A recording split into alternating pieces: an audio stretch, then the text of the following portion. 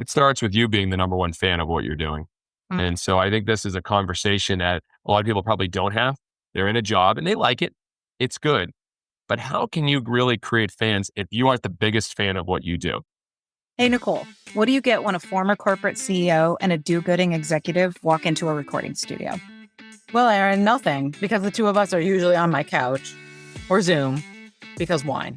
You get a podcast created for Gen X women who are bought into the corporate world, but fed up with the BS. I know, it's how to thrive the 9 to 5 or 6 or 7. Yeah, it's career therapy, it's comedy, it's definitely full-on authenticity. Basically, we give you tangible strategies to rise in your career without compromising everything else. Because work doesn't have to suck. Hey guys, it's Erin here, and I'm jumping on to do a quick intro for a replay episode we're going to do.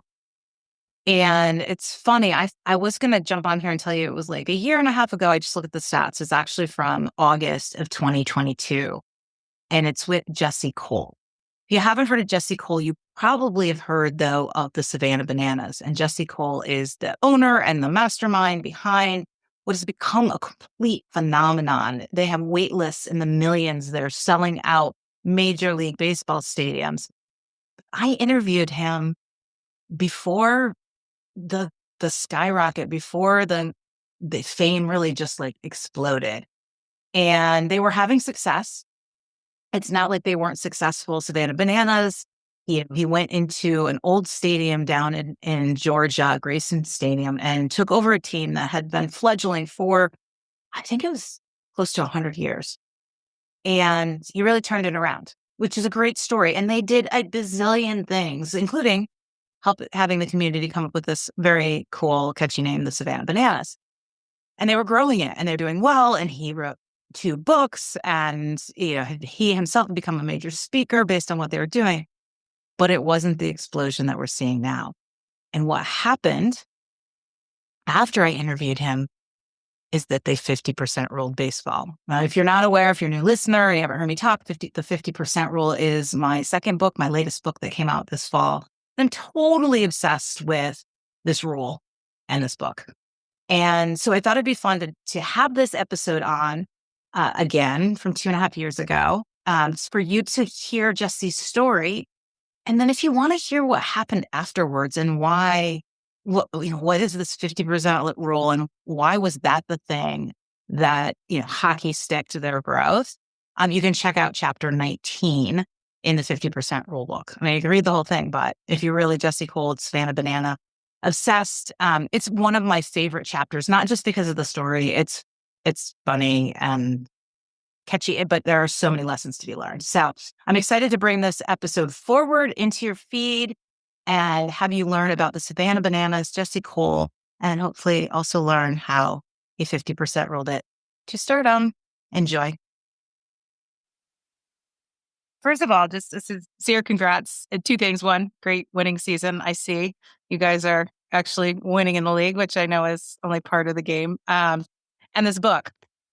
Look at where my receipt bookmark is. It's actually at the end. And I don't know if I was going to say, if you're like me, I think we're very similar. It doesn't happen very often for a nonfiction book. So Was that the first one or the most recent one? This is the most recent. This is fans first. I haven't read the Yellow Tux yet. Oh, good. I'm glad you, hopefully you got through it. Usually it helps people sleep at night, but if you got through it, that's a win. No, it was awesome.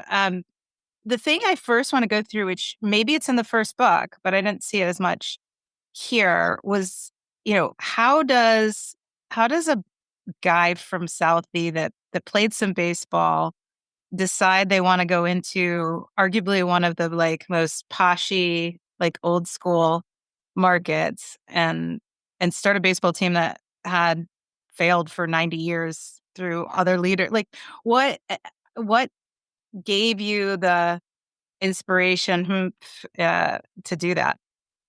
I mean, I think like anything, I think it's funny that people say follow your passion, follow your passion. My passion wasn't to be dressed up in a yellow tuxedo every day, like this ringmaster of a baseball team that was failing and trying to make them successful. I just started doing. And I think with anything, I played baseball my whole life. And so I realized that I loved playing the game. I was enjoyed being on the field, playing is a different thing.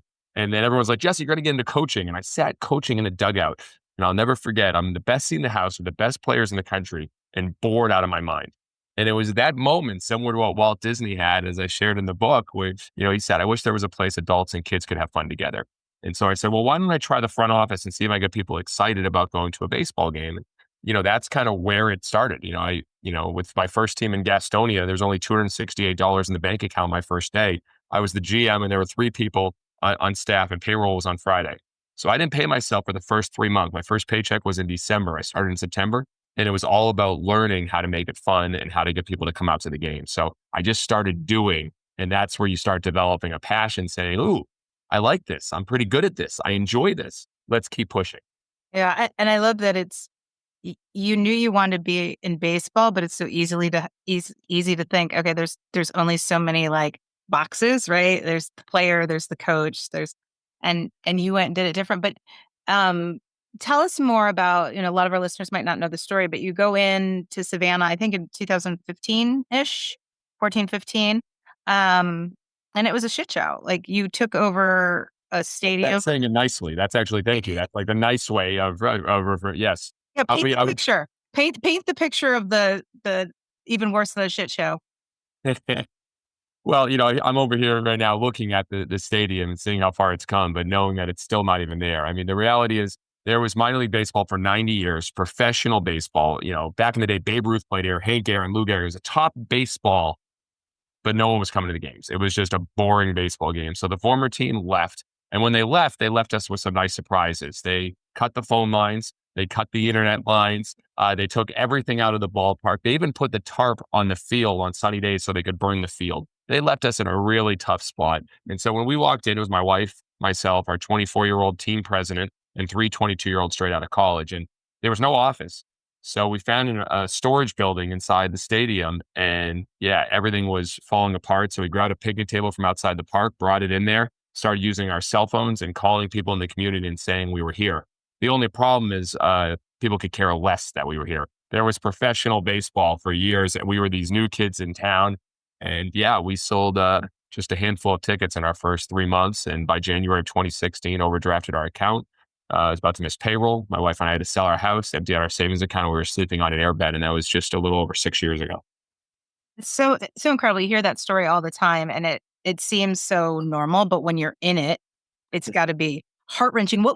At that time, what was your strategy? Was it just, well, we're going to work better. We're going to do this better. We're going to work harder. Like going into it, what was the mindset? And then how did that change from this sort of work better, harder? I don't think it was work harder or work better. It was work different.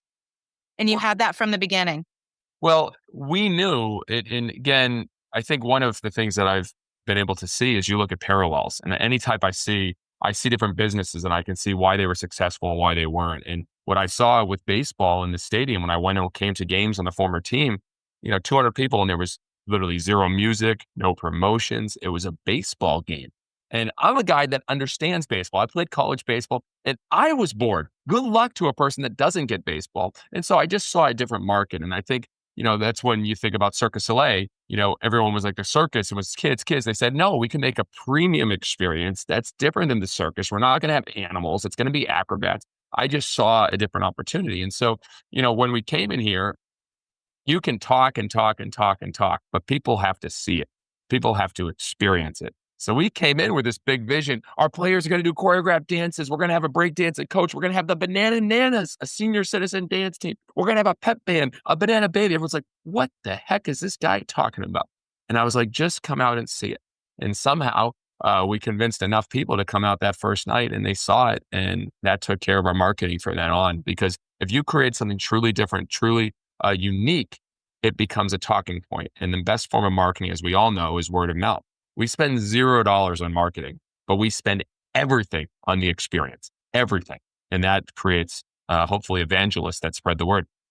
Well, where did you get the guts? I know you're a big reader. I know you follow Walt Disney a lot and have mentors, but it's so easy to say it's about, sort of standing out, doing things differently. But where did that come from? Was it just simply reading and being inspired, or where do you have the where did you have the guts? Did it come from something else? I was forced to. I hated reading in high school, in college. I was like, if you're forced to do something, Mm. where just to get a grade, but when you're forced to do something because you're living on an airbed and you have no money and you can't take care of your wife and can't take care of your employees, it's a different mentality. And we all know the saying, you're the average of the 5 people you spend the most time with and surround yourself with. I just recorded a video today. You're the average of the 5 companies that you look up to, Mm. that you spend the most time with. And so for me, yes, it was Disney. It was Amazon. It was WWE. It was Cirque du Soleil. It was the Grateful Dead, and I started learning about what these companies, fans, entertainment, were doing. And so, yes, it was inspired. So I didn't even think like what we were doing was, oh, we're in trouble. I was like, oh, well, what would Walt Disney do? What would Amazon do? And if you focus religiously and obsessively on your fan experience, it'll eventually take care of itself. And I think the biggest thing, a quote that people don't talk about, everyone says that the quotes from Walt Disney, all of our dreams come true if we have the courage to pursue them. And it's kind of fun to do the impossible and all the quotes Walt has. But one no one talks about, which is my favorite. He says, money doesn't excite me. Ideas excite me. Mm. And I'm the same way. Every single day, I get fascinated and obsessed with new ideas and new things we can create for our fans. And then you know what happens? The money ends up taking care of itself. Yeah, I love that. Just to go back a little bit, I know one of the big moments was when you first reached out to the community. You mentioned you said, "Hey, we're here," and then you had an idea to go out and have them name it, right? And it reminded me when I was like in college in a sorority. It's like as soon as you have a theme, like we would be lazy, we wouldn't be ready for rush anything, but as soon as we had a theme, like everything fell into place. But tell us about reaching out and having sort of the contest to name it and how that started. Maybe your first cyclone of innovation. Yeah, and that wasn't anything new. And I know from the outside, people are like, oh, you had the fans help name the team, but most sports teams, except for like the MLB, NFL, Mhm. but all the minor leagues usually do that. It was the starting point of, the name of our business is Fans First Entertainment. Our mission is fans first, entertain always. Every decision we make is at fans first. That's why the name of the book is Fans First. It's literally everything for us. Mhm. So how do you start a brand new team without involving the fans? And yes, we had no fans, but we were trying to create them. So involve them. And then we had them help name the mascot and then help them pick out jerseys. And then they've even helped determine who's going to play during games and what promotions we're doing. You get them involved. And I think the biggest thing any brand can do is build ownership. Build people that feel like they're a part of it, that they're proud to wear the jersey or the shirt. And, I recently shared this the other day. Are you familiar with Buc-ee's? No, I may have heard of it, but I don't know. All right. Yeah. Yeah, it's basically I've never been, but I've heard so much about it. It's a glorified gas station. They're called the Disney of gas stations. Mhm. So basically, it's this giant building that has, custom food, merchandise, everything. And it's like a destination. People go all their way to go to it. Every night at the ballpark, there's 3 to 5 people that come in wearing Buc-ee's shirts. There's no Buc-ee's anywhere near our ballpark, not within hours, but they're wearing Buc-ee's shirts. And my point is that they've created a brand, a following that believes so much in what they do, the experience, how unique it is, how different it is, that they want to rep them. And I think that's the true test of a brand. They're not a sports team. They're a gas station. People want to wear their shirt. And so that's how we kind of take pride in what we do. Is that wherever you go, people want to wear our merchandise because they're proud, because they have ownership. They feel like they're a part of this. They want people to say, ooh, go bananas. Oh, I love your shirt. High five. Awesome, man. Love that you love them, because it brings people together. It unites them. That's what the Grateful Dead did. That's what a lot of these companies, the great ones, have done.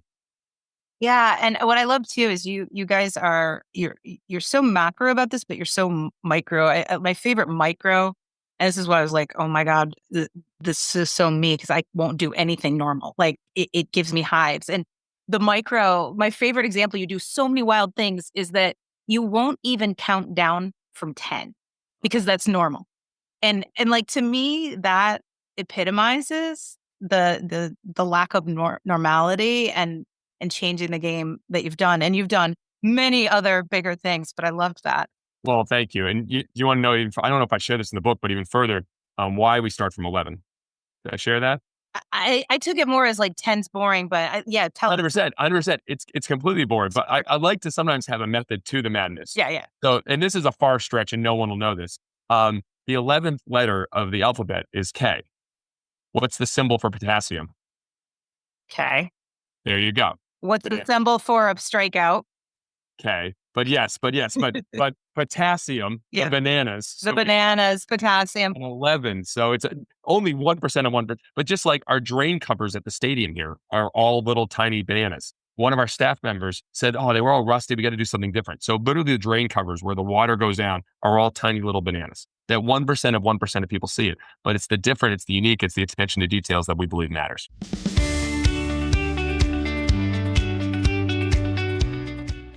Hey guys, Erin here. Stop. Do not do it. Don't fast forward. I have something too important. I have a couple of very passive aggressive questions to ask you that you don't want to miss. Here they are. 1, do you find yourself often comparing yourself to others? Like, they work harder than me. They get noticed more than me. They have better luck than me. They're smarter than me. Or do you also just feel exhausted from having to always work as hard, if not harder, than everybody else to stand out and succeed? I know you have these challenges. We all do. And this is why I wrote the 50% rule. And I know you need to read another book like you need a hole in the head. But I'm telling you, this book and this rule, I'm obsessed with it. And it has changed my life. It has changed the lives of others around us. And it has also been the formula for success behind so many successful people. Savannah Bananas, Hamilton, Weird Al Yankovic. The 50% rule is the simplest shortcut to stop comparing, stop copying, stop chasing other people, and like literally compete in your league of your own. There isn't a day that doesn't go by where I stop myself and I'm like, oh, she did a talk that I wish I could do. She's got more. No, it doesn't matter. Because we don't compete in the same league. I compete in a league of my own because I am constantly 50% ruling things. So if you're interested in this concept, which, by the way, is more fun as a team sport, but at least start with yourself. You cannot miss this book. It's not only powerful, it's really freaking fun to read. That is always my number one goal. It was my number one goal with my first book. It's my number one goal with the 50% rule. I want to make it enjoyable to read it. Why? So that you read it. So if you feel like you are stuck with these comparison cramps or just all the symptoms that I talk about in the book of sleep running syndrome, self-doubt gout, and pioneer paralysis, and well, you have to read the book to find out more, then just go buy the darn book. Easiest way, go to Amazon, search the 50% rule, and I cannot wait to hear how you 50% rule things.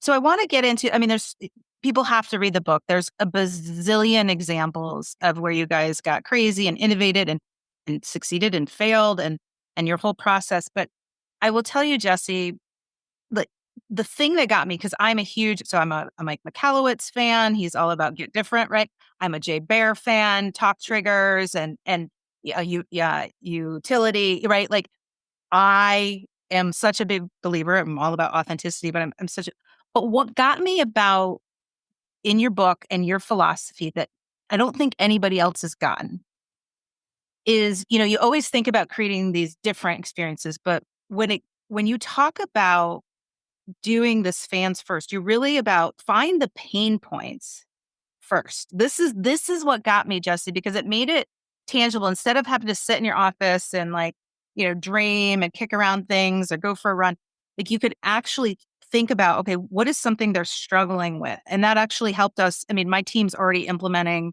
some of your, fans first philosophy just by going at that. But talk more about, this. We always say you can turn, an issue or a challenge into, something magical. But tell us more about how fans first is really rooted in look at the pain points and how do you turn those around?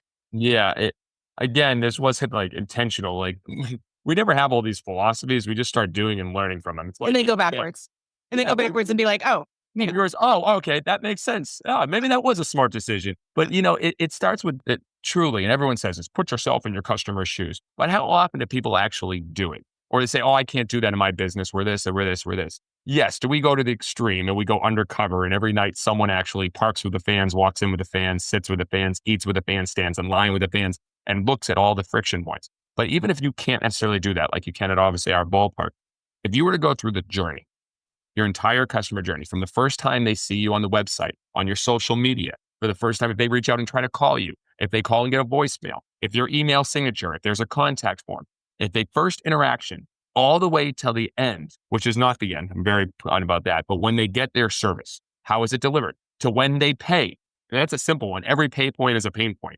If you have a simple invoice like everyone else, if you're making people pay like everyone else, you're missing an opportunity to really wow and create something unique. So when we started going through the journey, we're like, all right, well, first thing, ticket fees, convenient fees. Man, that's a friction point. I mean, there's literally a fee called a convenient fee. I think the most inconvenient fee in the world, just a convenience. What does that even mean? So it's like, all right, well, eliminate those. And then the idea of pulling money out of your pocket to get a soda and burger and hot dog. And like every time you pull that credit card out, that is a friction point. And we went on cruises. We're like, we don't have to do that. We're on a cruise. We can just get food when we want. We can go to entertainment when we want. So why can't that happen at a baseball tournament? Oh, you'll lose money. It doesn't make sense. You're going to lose all those opportunities. No, you'll create a better experience. So for us, it's look at all the friction points. And once you start seeing it, how you view things is how you do things. And once you get a lens, I am religious about looking at friction points. I can't sit through a game now without hearing 1 second of dead air or one boring moment or one thing like, oh no, the pitcher is stepping off. This is taking 3 seconds. There's 3 seconds of nothing happening right now. Those details, because I see friction points. And when you start seeing them, you start creating them. And the best at this, obviously, going back was Walt Disney. I mean, that's what he said, whenever I go on a ride, I'm always asking what's wrong with this thing and how it could be improved. And he would walk Disneyland looking for those friction points. And I think very few companies do that as much as you could. And that's really how you innovate to create a great experience. Yeah. I mean, I spent 22 years in corporate and most of that is on a PowerPoint, right? With some fancy icons and visuals that probably some consultant did. And they sort of theoretically talk about it. And when they go to visit, whether it's an office location or retail location, right? Everybody rolls out the red carpet and, it looks perfect instead of having them go there. And you are incessant. I love to tell the listeners about, I think every night you sort of walk the field and debrief. And instead of like sitting in your glory, you talk a lot about these additional friction points. Tell us about that.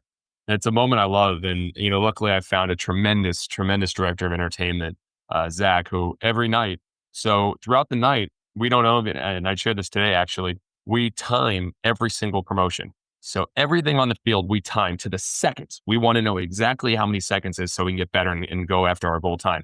So as soon as the game ends, we do laps around the field. And I think the minimum we'll do, if it's a really great night, I think we'll just do 2 laps, which is about a half a mile. And so we walk around and go through every promotion. What were the ones that we can plus? And that's a big term, which you got through the book. That's the bonus chapter at the end of the book. After the book's over, the plussing chapter was literally, how do you plus every promotion? Well, all right, that one didn't work. Why didn't it work? How do we make it better? The music there wasn't right. I mean, the other night, example, we have this Banana Lucian dance.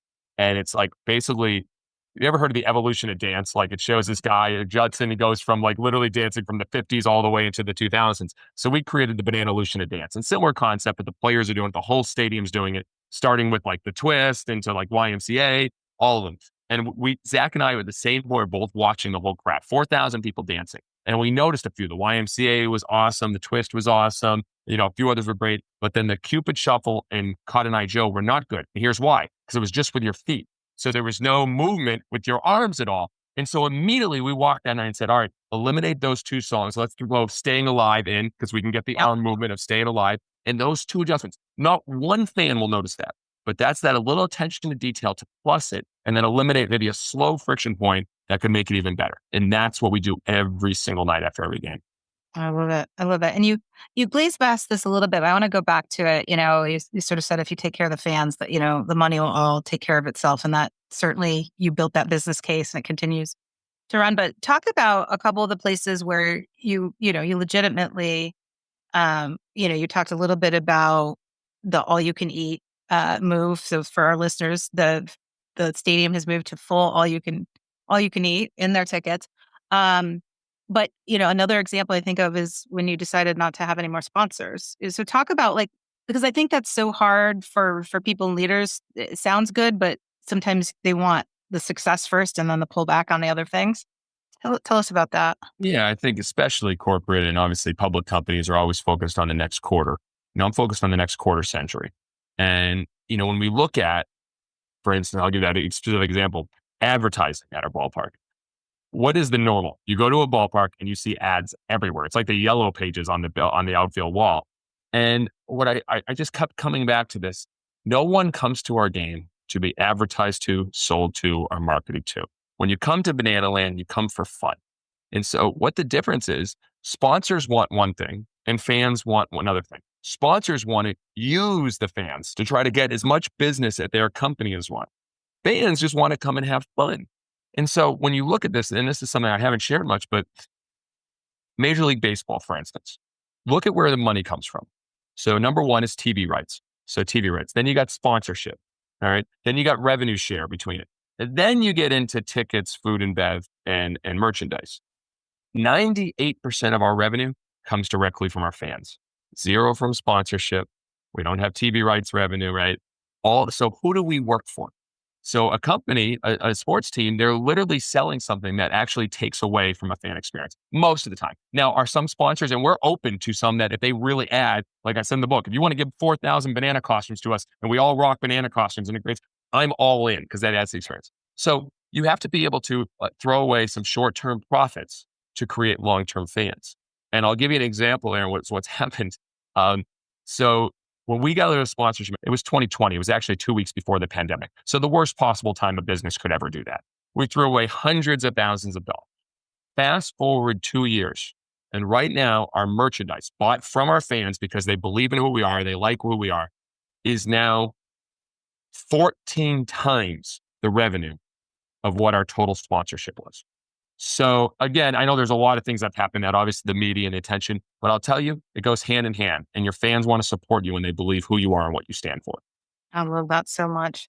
So I want to talk about, not everybody, of course, and you talk about this and you do speaking engagements and you're like, you're not out there just trying to create more baseball teams or, entertainment companies.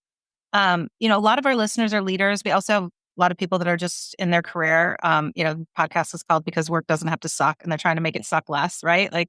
So, you know, how do you see people kind of taking the same philosophy, doing different, creating fans? I mean, I have some thoughts, but how do you see that for the average, 9 to 5, whether they're in an individual or a leader? How do you see that applying? It starts with you being the number one fan of what you're doing. Mm. And so I think this is a conversation that a lot of people probably don't have. They're in a job and they like it. It's good. But how can you really create fans if you aren't the biggest fan of what you do? And you see that a lot of entrepreneurs. Entrepreneurs, they love what they do and they will grind and grind and grind. They're a big fan. But often people in whether leadership positions, they're like, I like my company. It's fine.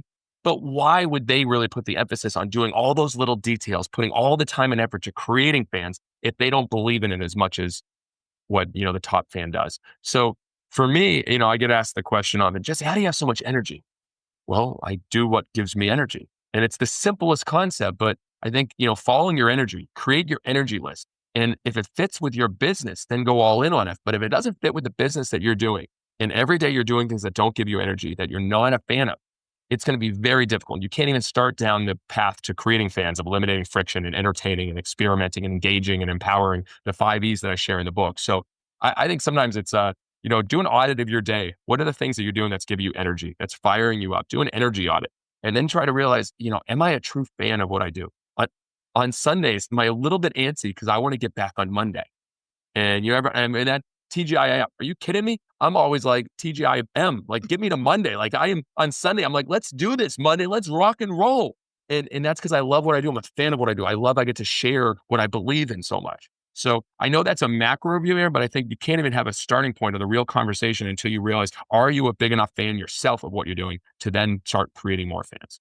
Yeah, I agree. I agree with you. And I think for me, it was very easy to apply this one. I'm bought into the philosophy of doing things different, and I believe in what I'm doing. And I'm telling you, listeners, it has truly shaped me. I am constantly thinking fans first. I'm telling you, Jesse, not like anything else. And maybe third time's the charm or whatever, but it truly has embedded. But then I also think about so many of my clients and the average everyday worker, and so many people will tell you it's not that they don't love their work, they don't love all the peripheral BS and crap and stuff, right?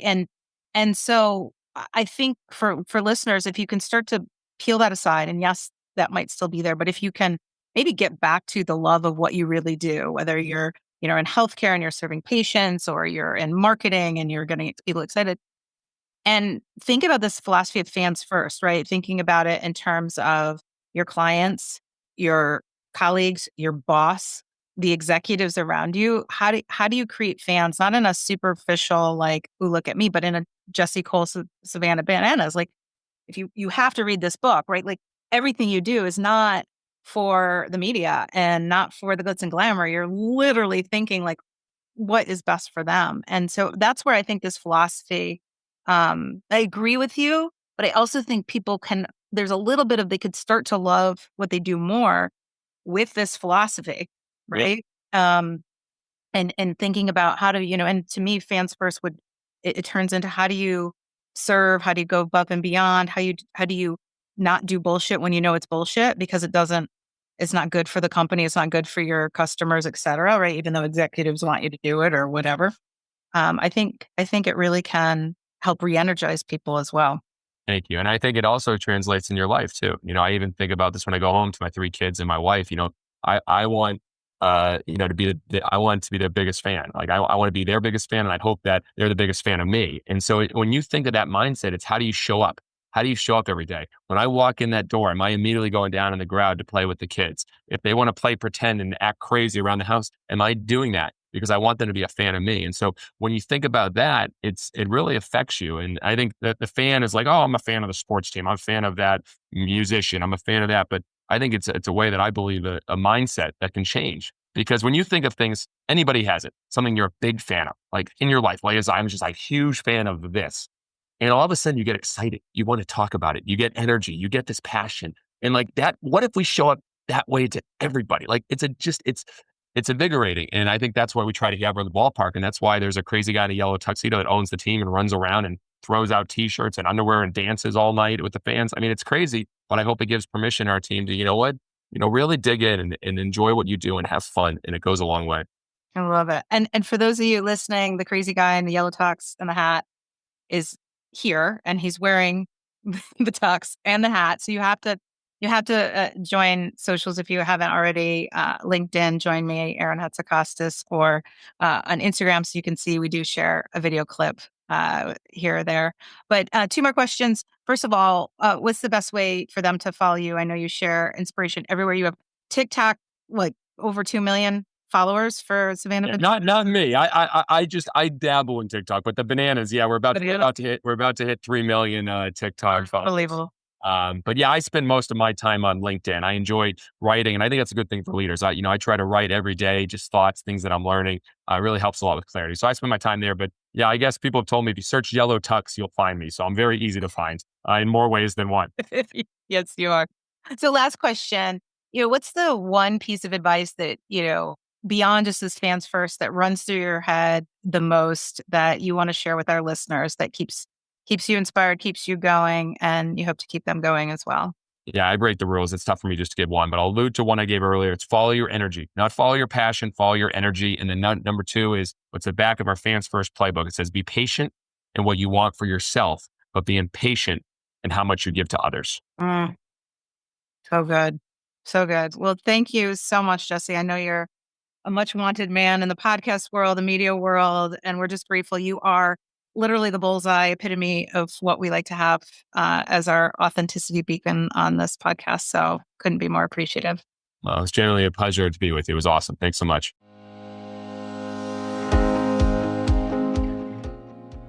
Hey, it's Erin with a teeny request.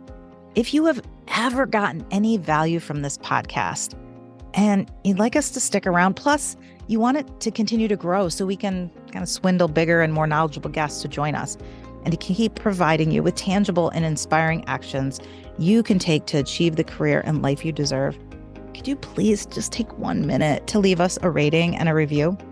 Those reviews go a long way in attracting guests to the show, and candidly, they really make Nicole and I's day. We see you. We really do. So when you have the time and inspiration, we'd love to see a rating and review from you. Thank you.